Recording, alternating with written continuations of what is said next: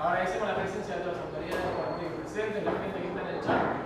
Y la intención es seguir compartiendo información. Y hoy venimos acá con un tema que conocemos mucho en nuestro equipo, ¿sí? Y a través del doctor Morera, el doctor del equipo especialista, ¿sí? En enfermedades de movimientos anormales, y el doctor Galati, neurocirujano funcional, que somos todos equipo, ¿sí? Les van a hablar de la enfermedad de Parkinson y movimientos anormales, el diagnóstico, el tratamiento médico, ¿sí? Y el tratamiento clínico. Así que gracias por estar y los dejo por Nicolás. Gracias. Bueno, muchas gracias por venir y participar y poder hablarles un poquito de un poco de actualización en tratamiento, saber un poco las cosas que hay, las que se vienen. Y bueno, para hacer una introducción, les cuento un poquito sobre la enfermedad. La enfermedad de Parkinson es una enfermedad neurodegenerativa progresiva que hay varias teorías de su inicio. Se sabe que un 10% tienen causa genética y un 90% causa esporádica. Se cree que el inicio podría ser en el sistema nervioso entérico, donde hay un cambio en la microbiota intestinal, un cambio en las bacterias del intestino. Este cambio en la microbiota haría que las neuronas en el sistema nervioso entérico empiecen a funcionar incorrectamente. La alfa-sinucleína, que esta enfermedad es una alfa-sinucleinopatía, esta alfa-sinucleína a nivel entérico empieza a fosforilarse, a malplegarse, las neuronas empiezan a funcionar incorrectamente, el paciente 10 años antes empieza con constipación como síntoma premotor. Se sabe que las neuronas a nivel entérico, al empezar a funcionar mal por vía vagal, por vía de nervio vago, el problema neuronal iría ascendiendo, un poco correlacionándolo con los estadios de Braque y Braque, que decían que la enfermedad empezaba de rostro caudal, o sea, empezaba primero en el tronco, después más arriba, después llevaba a la sustancia nigra, por lo cual primero tendría la constipación, empezando en el intestino, luego en el tronco, donde aparecería el trastorno del sueño REM, donde el paciente pierde la atonía del REM, entonces habla dormido, grita, se mueve, patea, se cae de la cama, actúa los sueños. Después va al bulbo olfatorio, donde el paciente pierde el olfato. No tengo nada. ¿Se escucha bien? Listo. El paciente pierde el olfato y después la alfa-sinucleinopatía llega a la sustancia negra, donde la sustancia negra deja o empieza a fabricar menos dopamina y empiezan los síntomas motores. Bueno, entonces el 10% como dije tiene causa genética, entonces es un paciente que sospechamos un antecedente familiar de síndrome parkinsoniano, que es el padre tiene Parkinson, el abuelo tiene Parkinson. Quizás si lo vamos, sobre todo si vamos a indicar un tratamiento quirúrgico, estaría bueno tener un test genético para saber cuál es el gen alterado, ya que hay algunas alteraciones genéticas que no responderían bien al DBS, por ejemplo, a veces lo voy a nombrar. Entonces, bueno, como les dije, esto sería una pieza anatómica donde se ve la sustancia negra, acá normal, y acá se ve cómo está degenerada, y esto es un PET con dopamina marcada con un radioisótopo, el cual se inyecta por vena. Eso lo que hace es teñir los ángulos de la base, y lo que se ve acá es el estriado normal, y acá ven el estriado que está borrado, que es por su enfermedad de Parkinson, que empieza bilateral. Entonces, la enfermedad de Parkinson es el segundo trastorno del movimiento más frecuente luego del temblor esencial. Sabemos que la incidencia y la prevalencia aumentan con la edad. Es un poco más frecuente en hombres que en mujeres, y como dije, el 90% es esporádico y el 10% es genético. Los síntomas cardinales de la enfermedad todos lo conocen, pero bueno, es la bradicinesia, que es la lentitud en el movimiento. El paciente le cuesta empezar a moverse, pararse de la silla, empezar a caminar. Puede ser al inicio del movimiento o empieza con lentitud con los movimientos repetitivos. Eso lo vamos a ver después en el examen físico. La rigidez en rueda dentada, típica del cuadro parkinsoniano, el temblor de reposo y las alteraciones de la marcha y los reflejos posturales que aparecen en una etapa más avanzada. No todos los pacientes con enfermedad de Parkinson tienen temblor, y no todos los pacientes con enfermedad de Parkinson a veces tienen solo resistencia y rigidez. Por eso, no sé si te gusta la otra, acá explico un poquito los síntomas. Bueno, hay variantes rígido-cinéticas y variantes tremolíticas. Bueno, el temblor es un temblor que da de reposo entre 4 y 6 Hz. Pueden tener temblor de la cara, pueden tener temblor de la cabeza, pueden tener temblor postural, aunque siempre predomina el temblor de reposo. Se dice que es un temblor en cuenta monedas, pues es un temblor lento y simula como si estuviera contando monedas. El 25% puede tener postural, cinético de intención y puede tener lo que se llama temblor reemergente, que es cuando uno pone la postura, no tiene temblor y al ratito aparece el temblor. La rigidez es la rigidez en rueda dentada, pueden tener caño de plomo también, pero lo más típico es rueda dentada, como la medimos, movimientos pasivos, tocando el músculo y vemos que simula una rueda dentada.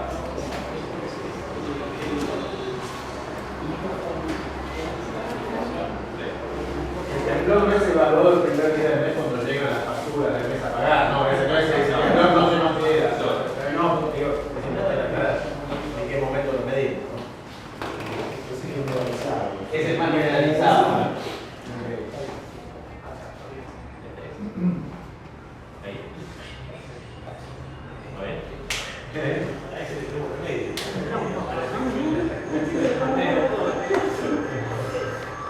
Ahí estamos todos así,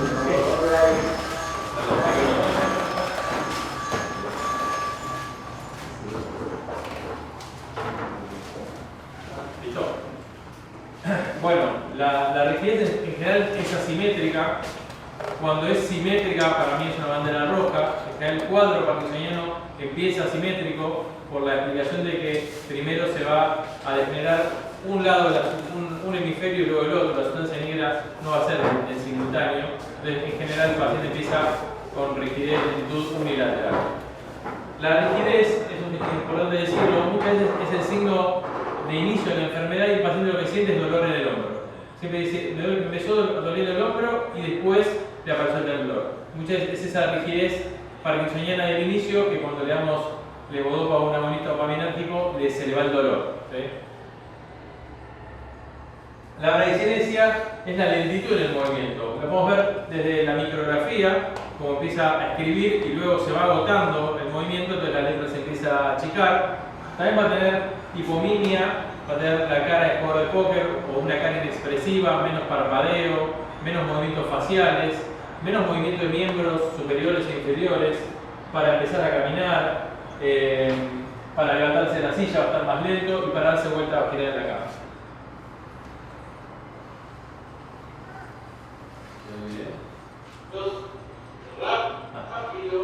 Acá vemos un paciente que es interesante porque la parte de tiene un cuadro parkinsoniano que venía hace más de 2 años sin poder caminar y me habían dicho que no respondía a la levodopa ni a nada. Y acá lo que se observa es el off, que vemos la lentitud, no tanto en el inicio como en el mantenimiento del movimiento, la cara hipomímica, menos parpadeo, menos expresión facial, la velocidad en el giro, se ve como está enlentecido. Y el temblor de reposo, ahí se ve el temblor. Y en las miembros inferiores también tiene lentitud de movimiento. Este paciente luego, al no responder a la levodopa, termina haciéndole un test de apomorfina y el test de apomorfina fue francamente positivo y lo que tenía era un síndrome de mala absorción. El paciente sí tenía Parkinson, pero su tubo digestivo no estaba absorbiendo las medicaciones. Entonces, al darle apomorfina subcutánea, que es un agonista dopaminérgico que se infunde por la piel, el paciente mejoró mucho y pude darle el tratamiento correspondiente. Alteraciones de la marcha o de los reflejos posturales es un síntoma tardío, que no se ve de inicio. Si lo veo de inicio, para mí también es una bandera roja. Entonces, pueden tener pasos más cortos. El eje corporal está desplazado hacia adelante, por lo cual tienen la marcha festinante, es una marcha rápida, pasos cortos, como que se cae para adelante. Inestabilidad postural, que lo voy a ver en el pull test, cuando lo empujo para atrás, lo saco del eje corporal y en general se pueden dar muchos pasos o caerse. Y otro trastorno de la postura como la captocornia o el síndrome de Pisa, que es esto que les puse acá, que acá se ve un paciente que estaba medicado con Pramipexol, que es un agonista dopaminérgico, y cuando vino el control estaba inclinado hacia un costado, por eso se llama signo de Pisa, y al sacar al agonista se volvió a enderezar. Eso se llama distonía axial, es que grupos musculares de la del centro del cuerpo, se contraen de forma involuntaria y tiran para un lado y se ponen con este signo de crisis. Siempre hay que sospechar fármacos. Síntomas no motores, bueno, son muy importantes porque 10 años antes van a aparecer a los síntomas motores. ¿Cuáles son? Los más comunes: la depresión, la constipación, los trastornos del sueño REM, estos que hablan, dormidos, gritan, se mueven, y la pérdida de olfato. Hay otros como ansiedad, dolores musculares, el dolor muchas veces está, y pueden haber piernas inquietas, movimiento periódico de las piernas, y otros como agitación, ansiedad, sensación de temblor interno y síntomas sensitivos. Entonces, como le dije, hay como dos grandes grupos de síndromes parkinsonianos: los rígido-cinéticos y los tremorígenos. Los tremorígenos van a tener una evolución un poco más benigna de la enfermedad, y en general los rígidos-cinéticos un poco más tórpida.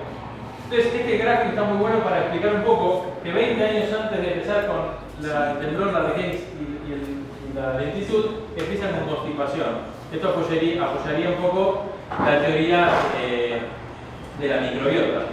Después aparece el RBD, el trastorno del sueño REM, la hiposmia, la depresión, y luego, cuando empiezan los síntomas motores, cuando ya la sustancia negra fabrica menos dopamina, aparece la rigidez, la lentitud y el temblor de reposo. Después de 5 años de enfermedad, que es la etapa luna de miel, digamos de 0 a 5 es la etapa luna de miel de la enfermedad, donde el paciente no fluctúa, la medicación le hace bien, no siente el on, no siente el off, está fenómeno. Después de 5 años empieza a fluctuar, empieza a tener disquinesias, o la medicación le hace efecto pero le dura poco, y eso se llama fluctuación motora, sentir el on y sentir el off. Cuando empiezan con las fluctuaciones motoras, pero no llegan a tener un cuadro cognitivo, disfagia, psicosis, etc., es mi ventana para indicar una opción quirúrgica. Después la vamos a explicar. Entonces, para hacer diagnóstico de enfermedad de Parkinson, o síndrome parkinsoniano, mejor dicho, tengo que tener sí o sí bradicinesia. Sí. ¿Puedo hacer una intervención? Porque me pareció muy interesante todo lo premotor. Sí. En esa etapa nosotros tenemos posibilidad de hacer detección bien temprana y retrasar o paralizar la enfermedad, o es algo muy difícil de detectar y no podemos intervenir porque lo encontramos recién en la célula de la rodilla. No hay constipación, es algo muy frecuente en mucha población. Sí. Estamos obligados a estudiar cualquier constipado que no sea un premotor primario. Quizás es la charla que se hace en todos los congresos de neuro cuando se habla de Parkinson y se habla de etapas premotoras. ¿Qué hago con un paciente premotor? No se sabe qué hay que hacer, pero en general uno empieza a tratar a un paciente con síndrome parkinsoniano cuando ya está con la etapa motora. Pero si yo tengo un paciente con constipación, RBD, hiposmia y depresión y antecedentes familiares, y quizás le puedo hacer un PET con dopa, y si lo tiene positivo le puedo dar rasagilina. Le puedo tratar algo, aunque no tenga síntomas motores, podría, pero eso no está todavía bien definido. Sí, RBD lo explicaba, es el trastorno del sueño REM. Es cuando los pacientes pierden la atonía del REM. Para explicarlo bien simple, es cuando todos nosotros, ninguno que tiene Parkinson, cuando dormimos, No lo sabemos. no sabemos. Sí, cuando estamos durmiendo. A mí el otro me duele, Cuando estamos dormidos, ¿sí? en la etapa del sueño, vamos a tener un sueño superficial profundo y vamos a entrar en el REM. En el REM vamos a soñar. Cuando ustedes se despiertan en el medio de un REM, se acuerdan del sueño perfecto. ¿Sí? En el REM, el cuerpo no se puede mover, está atónico, hay atonía muscular. Entonces vos estás soñando que gritás, que saltás, que le pegás a tu marido y no lo puedes hacer porque estás con atonía muscular. El paciente que tiene el trastorno en el sueño REM pierde la atonía muscular. ¿Sí? Entonces, cuando sueña que está ahorcando al marido, lo ahorca, que me pasó por una paciente. ¿Sí? Se despertó y estaba con las manos en el cuello. ¿Sí? Entonces no me excusa. Que era Parkinson. Otro que vivía en el campo estaba soñando que iba corriendo y saltaba unos alambrados, pues los perseguían unas ovejas, no sé qué cosa. Y el tipo él dice que iba un amigo, el amigo pasa por abajo el alambrado y él lo salta. Y él se despierta al lado de la cama, se había saltado de la cama y se despierta en 4 patas al lado de la cama.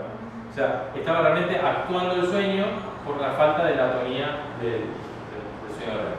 Así que bueno, sí, es algo bastante frecuente.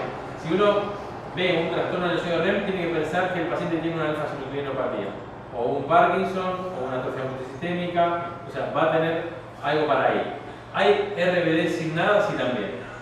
Por eso, no todo paciente que tiene RBD va a decir, usted va a tener un Parkinson, no lo puedo decir, porque no es real, quizás no tenga Pero lo nada. mantenemos bajo monitoreo. Claro, exactamente. ¿Y hay medidas no farmacológicas en esta etapa? Estilo de vida, Correctísimo. bla. Totalmente. Y eso no nos pusimos acordando. No.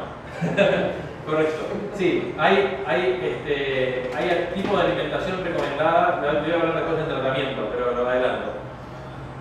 Para cambiar cosas en el estilo de vida, la alimentación, como hablé de la microbiota, uno podría, ahora que no tiene ningún síntoma y no tiene ninguna enfermedad, cuidar la propia microbiota. ¿Cómo la puedo cuidar? Bueno, bajando el consumo de carne roja. Se vio que el consumo de carne roja altera el funcionamiento de la microbiota. Y al alterar la microbiota, bueno, no dije que no comer, comer menos. Ahora, pasar tratamiento quirúrgico. No, lo que se dice es no más de 3 veces por semana carne roja. Sí, mucha fruta, mucha verdura y mucho pescado. Lo que se dice dieta mediterránea. Se vio que la dieta mediterránea es más protectiva de nuestra microbiota que la dieta que tenemos acá. Sí, siempre nos copian a los tariolos. Nosotros empezamos la dieta mediterránea. Después, Pasa de caro en Argentina. claro, el pescado está caro.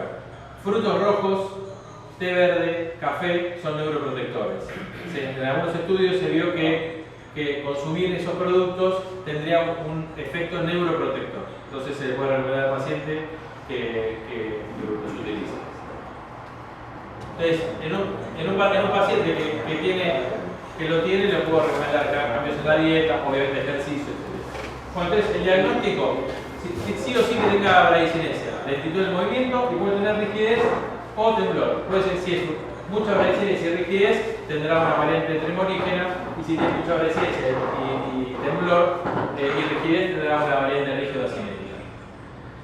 Pero hay criterios de exclusión. Por ejemplo, que tenga de TEC a repetición, encefalitis, ACV a repetición, uso de neurolépticos,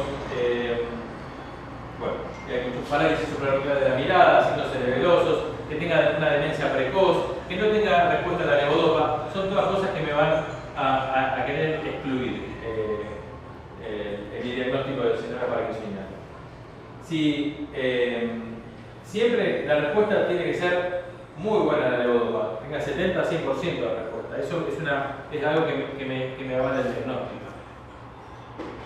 Entonces, el tratamiento farmacológico, el tratamiento de Parkinson va a ser farmacológico de los síntomas motores, de los síntomas no motores, de las complicaciones motoras y de los efectos adversos de la medicación. Entonces, ¿qué medicamentos tengo disponibles? Bueno, tengo la levodopa, la podría número 1, la más efectiva, no quizás en alguien joven la primera que uso, pero sí los agonistas dopaminérgicos. ¿Sí? Estas dos drogas es la misma forma de estimular la vía de la dopamina, pero por dos vías diferentes. Levodopa es darle directamente dopamina en el espacio presináptico de la neurona, y los agonistas es estimular el receptor postsináptico. O sea, la vía de la dopamina va a estar estimulada de las dos maneras, pero con dos familias de fármacos diferentes. Los dos son buenos, pero hay un pro y un contra en cada uno. ¿Por qué taché estos? Porque ya no se utilizan más, porque dan fibrosis retroperitoneal y pulmonar. Antes se usaba. Tengo otras familias de drogas, como los inhibidores de la COM, con el tacapone, el tolcapone, los inhibidores de la MAO, la selegelina y la rasagilina, los antagonistas de NMDA, como la mantadina, y los anticolinérgicos, como el tricifenidilo y el biperinidino. Pero ¿para qué? Vamos a ir a un algoritmo que es para tenerlo bien claro.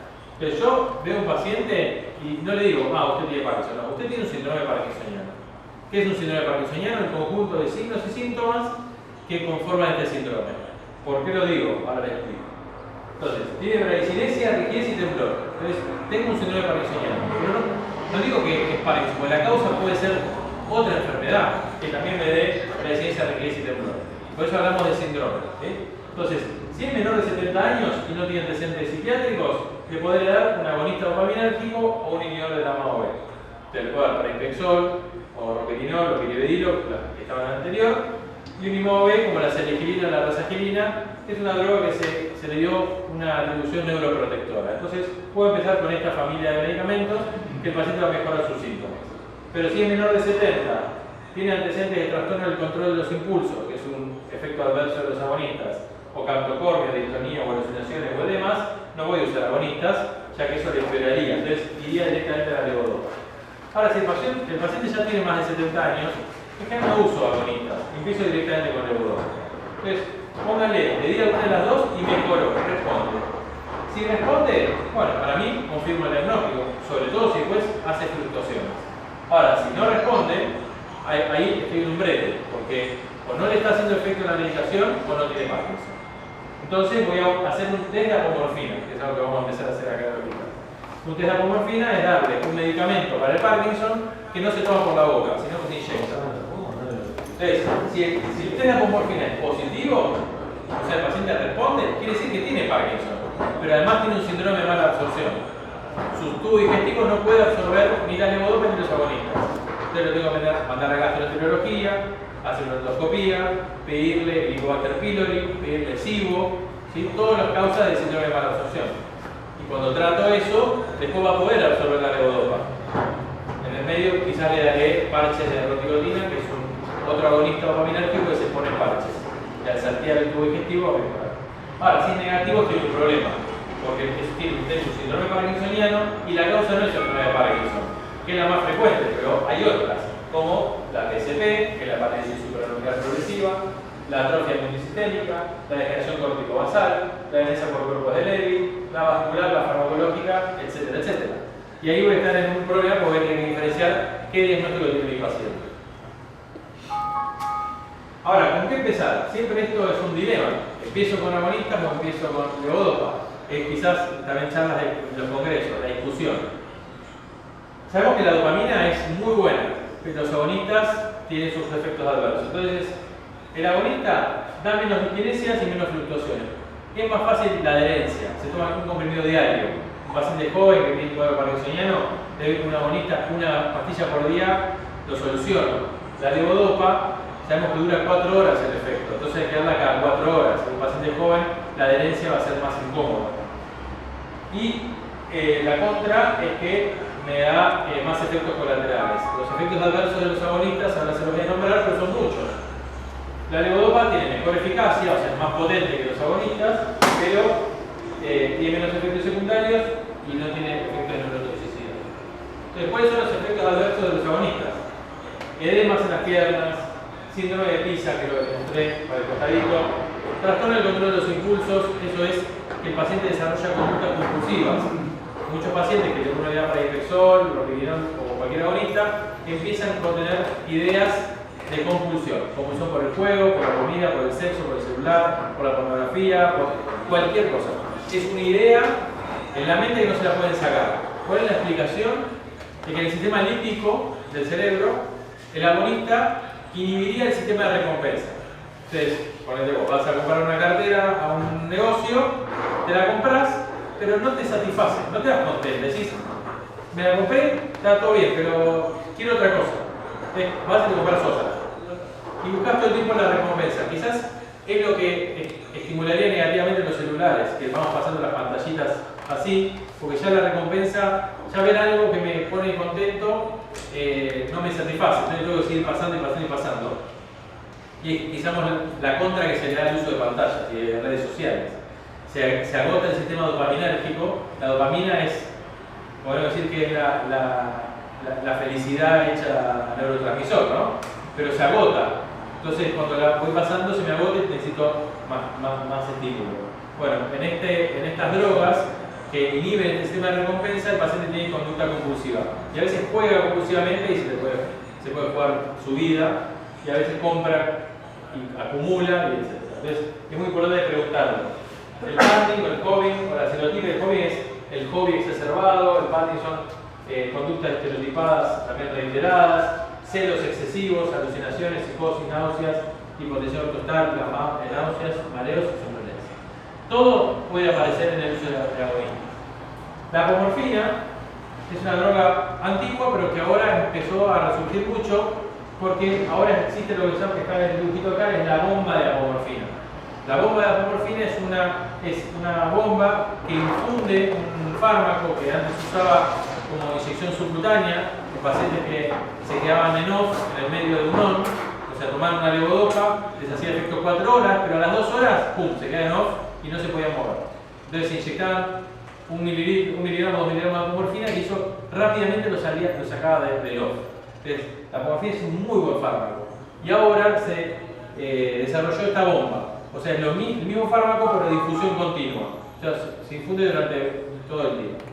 Y reduce el off sin tantas disquinesias. Entonces, es muy bueno para los pacientes que fluctúan. Quizás una bomba de apomorfina sería para un paciente que tiene indicación de DBS, pero no lo puede operar por alguna circunstancia. Entonces, o si tiene 80 años y fluctúa mucho, y bueno, es candidato, pero por la edad no lo puede operar, la bomba de apomorfina sería ahí la solución.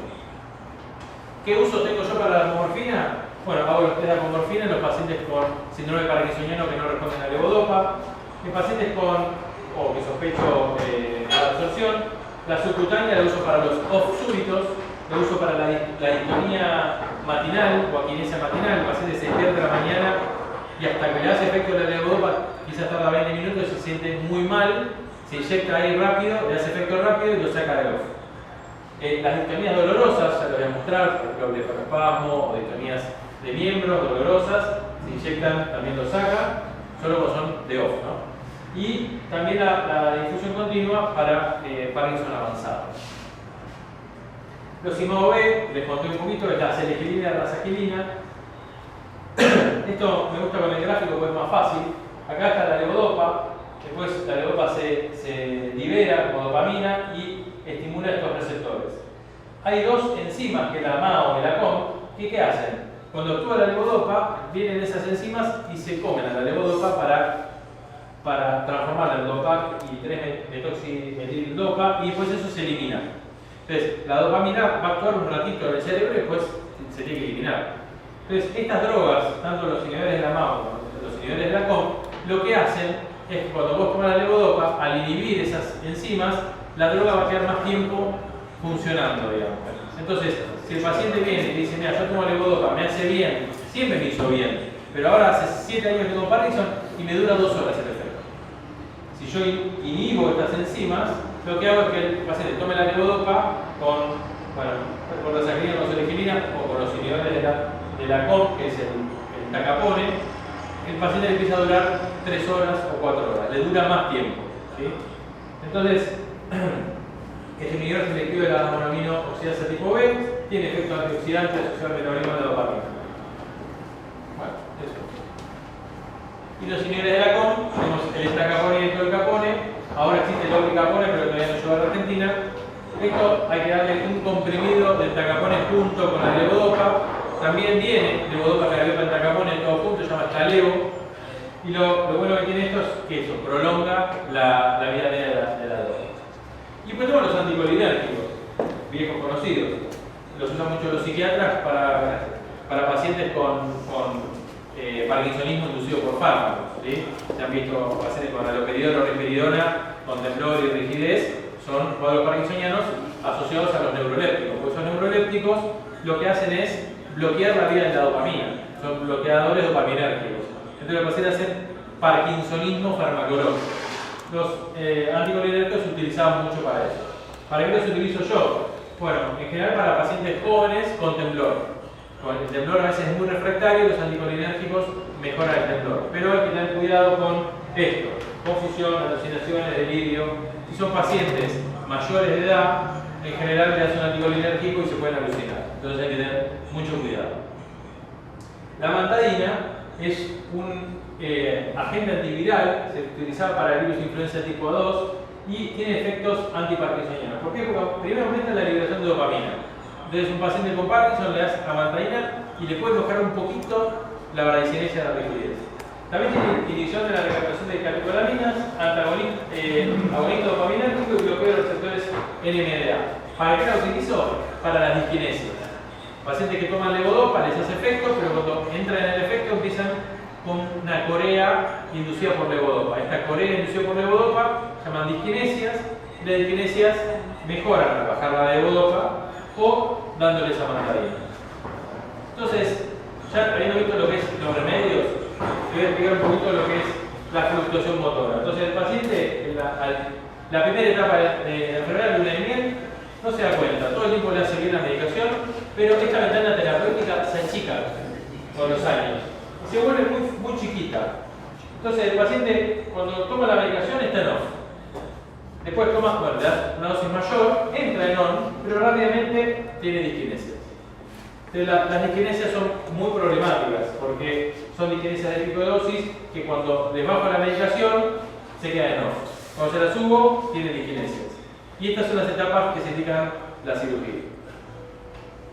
¿Qué otras complicaciones motoras puedo tener dentro de las fluctuaciones? El deterioro de fin de dosis, es que les dure poco tiempo el efecto del fármaco, off súbitos, que se queden en un off duro, rígido y lento en el medio de la toma, retrasos en el on, o sea que tarden mucho en entrar en on, que tengan las disquinesias de pico. Ya, también hay disquinesias bifásicas, que son de inicio y fin, son diferentes, ahora te las muestro. Distonías, como de off y de on, y freezing de la marcha. Entonces, ¿cómo trato las fluctuaciones? Bueno, esto ya es mucho más complejo, pero si tengo deterioro de fin de dosis, o sea, el paciente le dura poquito el efecto, bueno, puedo hacer varias cosas. Si no tiene disquinesia, le puedo aumentar la levodopa, le puedo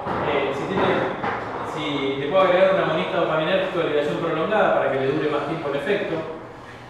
Puedo achicar la toma entre toma y toma, o puedo agregar un inhibidor de la COM como el sacapón. Si tiene disquinesias de pico, que son por exceso de levodopa, digámosle, puedo bajar la levodopa, pero si bajo la levodopa va a tener más off, entonces puedo subir el agonista. O le puedo dar la mantadina, o lo puedo mandar a operar.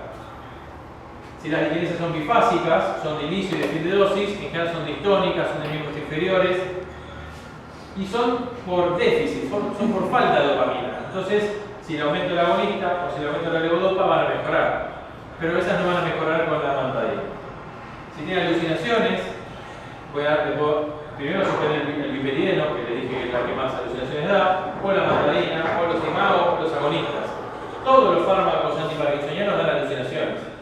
Pero si tengo que poner en prioridad, suspendería de esta manera, de arriba para abajo. Supóngale que ya está, saqué todo, que con levodopa y sigue alucinando, puedo usar donepezilo, que se usa para el Alzheimer, también lo uso en Parkinson para las alucinaciones, parche de ribastimina, quetiapina, que es un antipsicótico atípico, o clozapina o pimavanserin. Y si tengo distonía, la distonía es una contracción involuntaria de un grupo muscular, por ejemplo, si es una distonía de off, cuando el paciente se despierta en la mañana con el dedo gordo así para arriba, la luz para arriba, se llama distonía podálica del off. Cuando le doy la levodopa, lo saco del off y se le baja. Pero también puedo darle la medicación o también puedo darle la morfina cuando te expliqué. Ahora, si la distonía es de on, o sea, tiene una postura distónica con el efecto de la levodopa, le tengo que aplicar toxina botulínica. Otra práctica que vamos a empezar a hacer en el hospital. Esto es para mostrarles lo que es un paciente en off. Acá ven un chico joven, operado acá por el doctor Galati.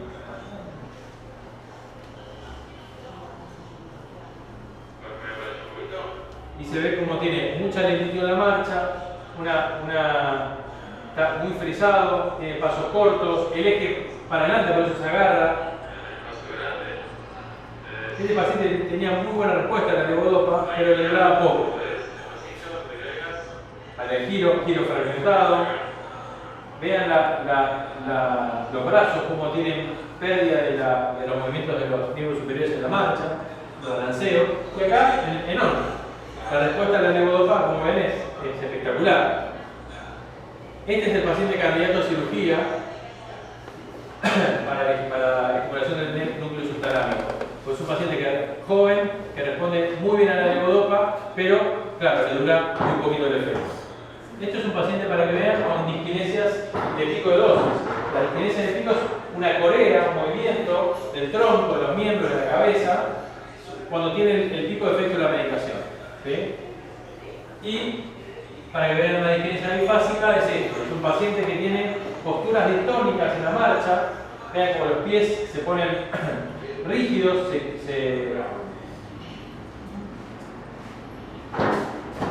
ve cómo se le cruza el ritmo, es una postura normal de las piernas, de los pies, de los brazos, y esto pasa al inicio y al fin de dosis. Esto se corrige, este también está operado este paciente, porque al aumentar el tono dopaminérgico, tanto con medicación como con cirugía, lo saco de ese estado off que tiene y la postura distónica mejora. Este es otro ejemplo de distonía bifásica. Son posturas distónicas de los miembros inferiores. ¿Está? Y ese día, este paciente le aumenté el agonista dopaminérgico y cuando me vino a control, acá se ve cómo mejoró mucho la marcha. Porque estas diskinesias bifásicas son por déficit de tratamiento. O sea, el tono dopaminérgico está por debajo de lo que tendría que estar. Entonces, cuando le empieza a hacer efecto, que todavía no llegó al ON, se pone así distónico. Después, esto mejora y cuando se le empieza el efecto, vuelve a tener la postura distónica. Tienen mala respuesta a la mantadina y mejoran tanto con el aumento del tono dopaminérgico con la medicación como con la cirugía de estimulación. Esto es una distonía podálica. Acá se ve como tiene la postura distónica y este paciente, como es una distonía en el ON, le aplico toxina botulínica para el nivel posterior para la postura. Y esta paciente lo mismo. Ella tenía un blefaroespasmo durante el ON. O sea, cuando tenía efecto, ayer justo vi otra y no la puede haber puesto también. Un paciente que cuando durante el tiempo que tiene el efecto, está con los párpados cerrados. Se le contrae el pretarsal y el auricular. Entonces tiene los ojos cerrados. Le apliqué toxina botulínica y todo al mes. El freezing de la marcha también es una fluctuación motora. Acá la paciente se ve como tiene una marcha bastante trabada. Y esto es un truco que le hago hacer a los pacientes con freezing. Digo que caminen con un secador de piso. O, si se puede, anda con un bastón y que le pongan la goma del secador. Entonces, ¿qué pasa? Cuando caminan tienen una obstrucción visual. Eso se llama truco visual. Entonces, como tienen una obstrucción en el camino, pasan el pie por arriba, y eso lo saca del freezing. Tengo otros pacientes que tienen trucos auditivos. Usan llaves y van moviendo la llave y el ruido lo saca del freezing. ¿Por qué un paciente con Parkinson puede jugar al fútbol o andar en bicicleta? Porque la marcha es semiautomática. En cambio, en bicicleta es automático, uno se sube y no está pensando. En cambio, en la marcha sí, es semiautomática. Entonces, en general, los trastornos de la marcha en Parkinson son en la caminata y no en el andar en bicicleta o en el fuera de la pelota. Los cuadros psicóticos, los de Parkinson, de 3 o 60%, pueden tener alucinaciones que empiezan con atrás de ellos ven presencias o ¿cómo se dice? Sí, son alucinaciones, pero bueno, ven como se fue la palabra sombras, eso. Ven sombras, piensan que tienen ahí atrás. Después se pueden volver más complejas y ver animales, hormigas en la comida y más avanzadas. Estos son cuadros psicóticos asociados a la enfermedad de Parkinson, pero no son tan frecuentes de ver como el síndrome de Capras, que es la creencia que hay personas en la familia que han sido reemplazados por impostores. Esto se ha visto muy poco. El síndrome de Fregoli es la creencia que la gente familiar se disfraza de extraños, o las paramnesias duplicativas, que una persona, lugar, objeto o el evento se ha duplicado. Esto es más raro. Bueno, entonces, ¿cómo trato a un paciente que tiene un cuadro psicótico asociado a la enfermedad de Parkinson, tanto por la medicación? Primero va a ser tratar de sacar la medicación que le induce el cuadro psicótico. Los agonistas, los anticolinérgicos, como les expliqué. Pero si no, puedo usar antipsicóticos. Tenemos la quetiapina y la clozapina, ambos antipsicóticos atípicos. La quetiapina, digamos, es más sedativa que antipsicótica. Entonces, muchas veces le damos quetiapina y le da sueño. Entonces, en un paciente que con Parkinson tiene alguna alucinación y le cuesta mucho dormir, la quetiapina es utiliza. Ahora, si tiene muchas alucinaciones, en general la quetiapina no es tan incisiva y tiene que usar clozapina, que está muy bien, pero hay que hacer hemogramas mensuales por el riesgo de la neurocitosis. Y si no, usar pimavanserina. La pimavanserina es otro antipsicótico, tiene otro mecanismo de acción que es un antagonista de los 5-HT2A y 2C. Entonces, esto directamente no bloquea la vía dopaminérgica, va por otra vía. Entonces, estos son más benignos al usar el paciente con síndrome de Parkinson. ¿Qué tengo que tener en cuenta? El QT, pues puede tener alteraciones del QT y es fácil de dar, 34 miligramos y sean dosis únicas. Esto lo pongo porque me parece importante. ¿Por qué no en neurología tratamos de no usar antipsicóticos típicos, haloperidol, risperidona? Porque puede dar esto. Esto se llaman diskinesias tardías. Esto es un síndrome motor que es muy severo y puede estar inducido por los antipsicóticos. O sea, hay que tener cuidado con el uso indiscriminado de antipsicóticos típicos. La chica se suicidó por los momentos, así que terrible. Y este esta vez me gusta mostrarlo. Es un paciente que vino a la barriga, yo lo hacer también, que me dijeron que tenía enfermedad de Parkinson. Me lo traen porque había empeorado mucho en poco tiempo. Y cuando lo veo así. Y cuando le pregunto, le digo, pero él, ¿cómo estaba hasta hace poco? ¿Cuándo empezó a empeorar? Y no, me dice, hace un mes. Pero él venía con un Parkinson que estaba bien. Sí, estaba bien, pero de repente empeoró mucho. Y cuando lo revisó, fíjense que estaba con un cuadro parkinsoniano muy avanzado. Entonces, es muy importante el interrogatorio, porque hay pacientes que han sido medicados con medicamentos que pueden agravar la enfermedad. Este paciente, algún psiquiatra se le ocurrió darle risperidona. Yo se la saqué y vino a hacer control. Entonces, el cambio es una cosa muy impactante. Entonces, hay que tener cuidado con el uso de antipsicóticos típicos en cuadros parkinsonianos, porque pueden agravar mucho el estado motor.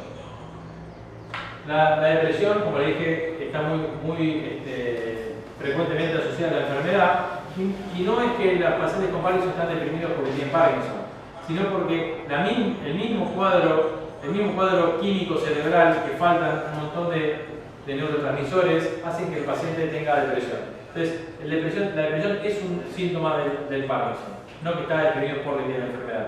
Entonces, eso a mí por lo menos me cambia mucho porque muchos pacientes tienen depresión y no están tratados. Y eso es importante. ¿Cómo lo puedo tratar? Bueno, niveles de la recaptación de serotonina, igual paroxetina o fluoxetina o tricíclicos. Un dato menos menor, los IMAO-B, como la selectividad y la rasagilina, están contraindicados en combinación con los IRS, porque pueden dar síndrome serotoninérgico, crisis hipertensiva, taquicardia, palpitación. La parte cognitiva también puede estar alterada por el cuadro parkinsoniano, sobre todo en etapas avanzadas, y hay que tratarlas con ribostimina o donepezina. A ver, es lo mismo. Disautonomía. ¿Puede haber disautonomía en Parkinson? Sí. Puede haber desde gastrointestinal, como constipación, como les dije, gastroparesia, por eso también a veces la levodopa no llega tan rápido al duodeno que se tiene que absorber, porque el estómago se mueve más lento, por lo cual muchas veces les digo a los pacientes que diluyan las tabletas de levodopa y las mezclen con cítricos, que ya les digo que la trituren y la mezclen con jugo de naranja, y eso pasa mejor en el estómago. Muchos pacientes mastican la pastilla que está mal, muchos la toman y la dejan en la boca con poca agua y se pega la pastilla al esófago y entonces no les hace efecto. Y dicen, no, a mí yo tomo y no me hace efecto la pastilla. Quizás porque no llegó al duodeno donde se tiene que absorber. Entonces, esos grupitos a veces ayudan para lo que tienen retraso en el órgano. Vesical, pueden tener urgencia miccional. La vejiga parkinsoniana es una vejiga hiperactiva, entonces el paciente tiene ganas de orinar y llega justo, pero no se hace encima, no tiene incontinencia, tiene urgencia. La vejiga se contrae de forma involuntaria y eso le trae todo un poquito de agua y tiene ganas de ir al baño. Hay que dar relajantes de vejiga como mirabegrón o solifenacin. Disfunción sexual, un montón tienen, hay que preguntarlo porque la mayoría no lo pregunta. Y puede haber crisis de sudoración, lo he visto varias veces. La hipercialorrea es un síntoma que es muy incómodo para el paciente, entonces hay que tratarlo también. Se puede tratar tanto con amitriptilina o anticolinérgicos, pero si no mejoran con infiltración con toxina botulínica. Tanto en Parkinson, en ELA también aplico toxina, o aplicar en la parótida y en la submaxilar. Es muy eficaz. La toxina botulínica otro día voy a dar una charla al hospital porque tiene muchísimos usos, tanto para bruxismo, espasmo miofascial, distonías, espasticidad, etc. Entonces, rápidamente para casi terminar, un poquito de parkinsonismo. No todo lo que tiembla es Parkinson, ¿sí? Entonces, si no responde a levodopa, tengo que pensar en otras causas. Drogas, hidrocefalia normotensiva, parkinsonismos vasculares, por tóxicos, autoinmunes, metabólicos, infecciosos, neoplásicos, que ahora vamos a publicar un caso, y funcional. Esto para tener una idea, esta es una paciente con un cuadro parkinsoniano. Voy a todos los videos para que lo vean rápido. Pero por ejemplo, esto es una paciente con una atrofia multisistémica, con distonías generalizadas, blefaroespasmo. Esta es una paciente que está diagnosticada con Parkinson hace ya muchísimos años, pero empezó con toda esta cosa distónica y al final tenía un signo de la cruz, que es el signo radiológico típico de la AMS. Esta es una señora con una frontotemporal, una demencia frontotemporal con parkinsonismo. Este es un paciente con un signo del colibrí, con una parálisis supranuclear progresiva, donde se ve la parálisis de la mirada. Y esta es una paciente con una degeneración corticobasal, donde se ve un cuadro muy asimétrico con posturas distónicas, deterioro cognitivo y asimetría en el PET. Esta es una chica con un cuadro parkinsoniano, joven, pero antecedentes familiares de Huntington. Y esto es una variante de Huntington, se llama variante Westphal, que es la variante parkinsoniana de Huntington. Esta es una señora con una demencia por cuerpo de Levy, que también tiene un cuadro parkinsoniano. Y esto es un paciente con un cuadro parkinsoniano que viene con mucha hipercelorrea, vejiga neurogénica pero con sonda. Esto es una AMS. Y marqué esto porque es el signo típico de la AMS, bastante frecuente de ver, que son el signo de las manos rubicundas o rojas, que es por falla autonómica en la atrofia multisistémica. Este lo marqué porque es un temblor esencial, muchas veces confundido porque hay pacientes con temblor esencial que tienen temblor postural pero tienen temblor de reposo, entonces a veces es confundido. Este es un chico también con un cuadro de temblor, con ya movimientos un poquito más grandes. Lo que tiene acá es una toxoplasmosis en un paciente con HIV, pero bueno, al tener lesiones en el circuito de los ganglios de la base, tiene un cuadro parkinsoniano, pero estructural, no por enfermedad de Parkinson. Y este es un chico con un cuadro parkinsoniano, lo empecé a tener a los 14 años, y ahora tiene 21, y tiene una enfermedad de Parkinson juvenil de causa genética. Tiene un PINK1, que es un gen que da Parkinson juvenil. En pacientes muy jóvenes hay que hacer test genético. Y esta es una paciente con un cuadro de temblor, pero con también muchas banderas rojas. Este es un cuadro psicogénico. ¿Sí? Es una paciente que tiene un cuadro de temblor que con las maniobras distractivas el temblor empieza a variar su frecuencia y su lugar de aparición. Entonces a veces también hay que diferenciar. Como les expliqué, todo el tratamiento farmacológico, cuando ya me quedo a veces sin estrategias, tengo los targets para cirugía de explosión celular profunda. La cirugía se puede hacer por lesión y por estimulación, ahora lo va a explicar bien el doctor Galati, pero los targets que más se utilizan es el subtálamo, el globo pálido y el tálamo.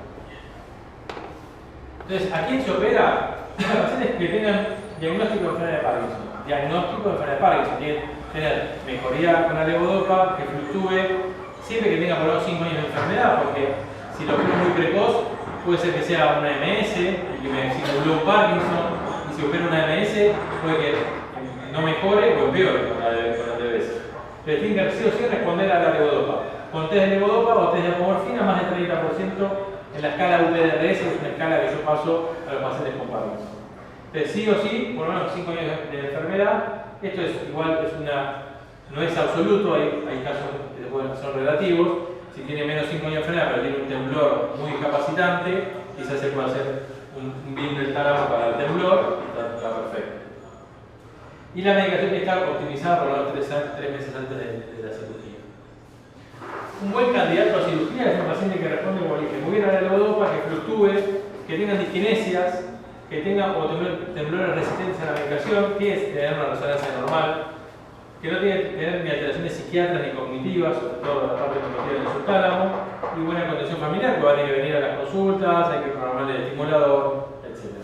Un mal candidato, pobre la levodopa, y bueno, voy a pensar que no estoy Parkinson, que tenga demencia, puede ser otra enfermedad también, que tenga disfunción autonómica severa, o sea, que tenga una MS, que tenga otro parkinsonismo atípico, que la resonancia tenga anormalidades, mucha atrofia o lesiones múltiples, que tenga una enfermedad psiquiátrica inestable o que tenga ausencia de cuidador y no tenga acompañamiento.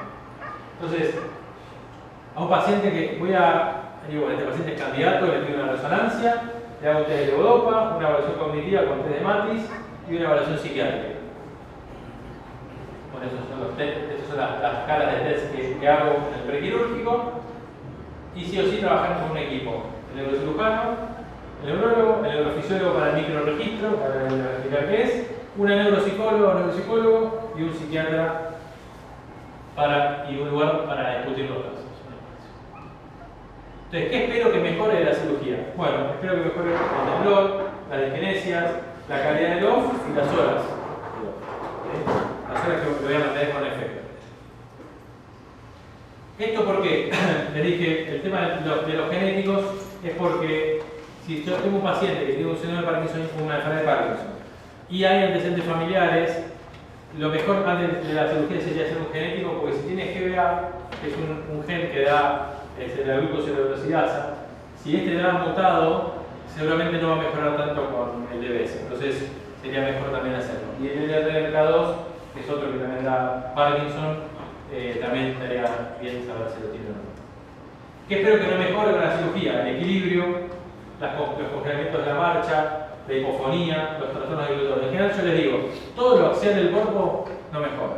La gastrocórnea, el PISA, la deglución, el habla, la hipofonía, eso no va a mejorar. Y hay que siempre tener la expectativa correcta de los pacientes, que sepan lo que va a mejorar y lo que no va a mejorar. Yo no autoricé que pongan fotos mías. No, claro. Entonces, para tener una idea más clara de los targets, el tálamo lo voy a usar para temblor esencial y para temblor de Parkinson. Es que si estimulo el tálamo, tanto con estimulación como con lesión, unilateral o bilateral, el temblor va a mejorar. Entonces, un paciente que viene con un temblor así, que le doy levodopa, que el temblor es lo que menos mejora con levodopa, y no lo puedo frenar, el tipo lo que más le molesta el temblor, y es unilateral, le mando a hacer una lesión del BIM, del tálamo, y sé que el temblor se va. ¿Sí? Ahora, si es un temblor bilateral, puedo hacer estimulación bilateral del BIM, si es un temblor bilateral. Ahora, si tengo un paciente con Parkinson, que tiene muchas diskinesias, está volando todo el tiempo de diskinesias, y le bajo la levodopa y se está en off y no anda mal, y si se la subo un poquito, vuela la disquinesia de nuevo, el GPI es el target que tengo que elegir. También me va a mejorar la rigidez, me va a mejorar el punto de temblor. Y para distonía, también, si tengo distonía cervical, si tengo una distonía en un niño con un DIT1, que es una distonía generalizada, la estimulación del GPI mejora la distonía. Y si tengo un paciente con Parkinson que tiene mucha disquinesia, pero yo sé que si le estimulo el subtálamo voy a poder bajarle la levodopa, va a mejorar la disquinesia, va a mejorar el off, va a mejorar el temblor. Entonces, la estimulación del subtálamo me va a permitir bajar la levodopa, por lo cual secundariamente van a mejorar la disquinesia, van a disminuir el estado off, va a aumentar el estado on y otros blancos que existen, la zona incerta, que es una parte, después te lo voy a explicar solamente gratis, el subtálamo, la sustancia negra bilateral y el núcleo pedúnculo continuo. Son otros núcleos que se están investigando, quizás este se empezó a usar para trastornos de la marcha, la sustancia negra lo mismo, y la zona incerta para temblor. En algunos casos. Este es un paciente vino de la barriga con mucho temblor, y lo peor también. Con mucho temblor, mejoraba con la levodopa, mejoraba la rigidez, mejoraba la lentitud, pero el temblor no había nada que hacer. Y al tipo lo volvía loco el temblor. Dijo, cualquier cosa te sacaba el temblor. Ahí ellos hicieron una talamotomía derecha y el temblor izquierdo, con el dedito, se fue. ¿Sí? Este paciente se operó hace más de 6 años y todavía sigue sin nada de temblor. Claramente se ve la mejoría, ¿no? Este es otro paciente con otra talamotomía, también un temblor unilateral, refractario a la levodopa, y se ve después del postoperatorio una mejoría espectacular, ¿no? Este es el chivo que habíamos mostrado antes, con las diskinesias bifásicas, ahí se le ve las distinesias que tiene y en el postoperatorio la gran mejoría que tuvo. Este es el núcleo subtalámico, ¿sí? Porque como la bifásica les dije que era de inicio de fin de dosis por falta de efecto, al estimular el subtálamo mejora el tono dopaminérgico, mejora el estadón, por lo cual estas distonías de falta de efecto mejoran, porque el paciente está más tiempo no. Esto es la marcha. Entonces va a ir a Bariloche, ahora sube montaña, tal color. Esto es una paciente con un GPI. Acá se ve cómo tiene diskinesias. Lo que más le molestaba a ella eran las diskinesias cervicales. Todo el tiempo se queda la cabeza para atrás. Igual vean cómo tienen posturas distónicas en las piernas, en las manos. Y con el efecto, la mejoría también, sobre todo las diskinesias. La postura distónica que es un poquito más difícil de mejorar, pero igual eso está mucho mejor, está muy agradecido. Este otro paciente, con la barriga, acá con el estimulador apagado y el estimulador prendido para que vean la estimulación del subtálamo lo que está haciendo. ¿Qué va a hacer la estimulación? Lo mismo que la medicación, pero todo el tiempo. Estimula el subtálamo todo el tiempo y todo el tiempo mejora. Y este es un paciente de Galati que me interesó mucho porque es un GPI que mejora mucho el temblor. Entonces, ahí está el estimulador prendido y ahora cuando se lo apagan empieza con el temblor. Quedó el cráneo cervical y después el de miembros. ¿Sí? Tiene un temblor muy marcado y mejora mucho con la estimulación. Ahí está el estimulador apagado y cuando se lo prenden empieza a disminuir el temblor. O sea, el tipo vivía así todo el día. Se veía insoportable. No sé si es de diskinesias también o era solo. Ahí prendido. Entonces, la mejoría le cambia la vida al hombre. ¿Sí? Mire, en la postura. Estaba así y ahora quietito. Entonces, la cirugía bien indicada le cambia la vida a la persona. Entonces, para distonía, un poquito. Hay dos tipos de distonías, focales y generalizadas. Las generalizadas tipo de IT1, que son genéticas, el GPI espectacular. Y para focales o segmentarias se puede usar GPI, pero se puede también usar subtálamo. Para distonía cervical, para calambres describientes, son tipos de distonía. La distonía cervical es una postura distónica del cuello, una postura fija, lo que se llama tortícolis cervical. También cuando no responde a la toxina botulínica, que es el tratamiento de elección. Cuando no mejora con toxina, la cirugía es una opción. El calambre describiente también, pero bueno, es mucho menos problemático.